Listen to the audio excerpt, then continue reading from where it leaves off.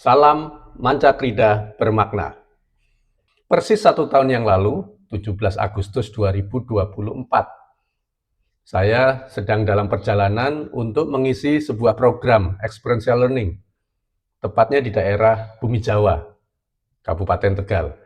Dari tempat ini jaraknya kurang lebih 1,5 jam, dan di sana daerah pegunungan sehingga jalannya menanjak. Yang terjadi adalah ketika di tengah perjalanan, baru sepertiga perjalanan, rombongan kami bertemu dengan rombongan yang lebih besar, yaitu rombongan karnaval 17-an. Akhirnya kami menepi, berhenti, kemudian berjalan lagi sedikit, berhenti lagi, menepi, demikian seterusnya sampai sekitar 30 menit.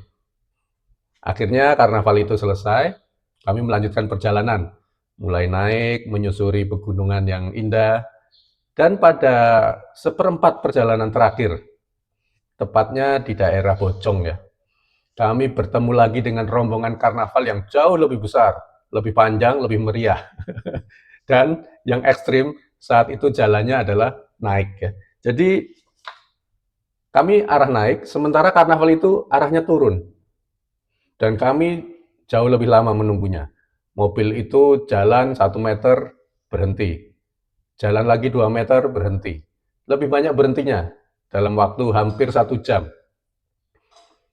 Secara perlahan keluar asap dari kanan kiri dari depan. Waduh, kayaknya ada yang terbakar ini. Mungkin kampas koplingnya Akhirnya kami menepi. Betul saja, ketika kami buka langsung asap, bau sangit, bau terbakar langsung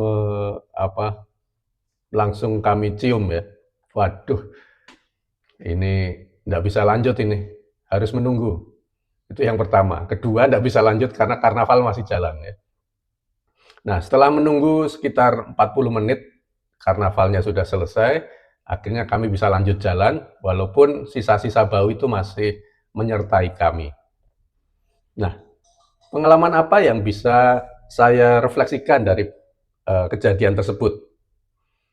Ada hal-hal yang sifatnya teknis, misalnya saya bisa belajar lain kali bagaimana mengendarai mobil supaya kalau pas ada tanjakan naik dan harus berhenti kena macet, saya bisa menjaga bagaimana mesin mobil ini tidak terbakar Itu pemaknaan yang sifatnya teknis Ada juga pemaknaan yang lain.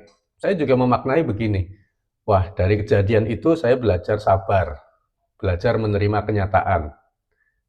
Oke, tidak salah.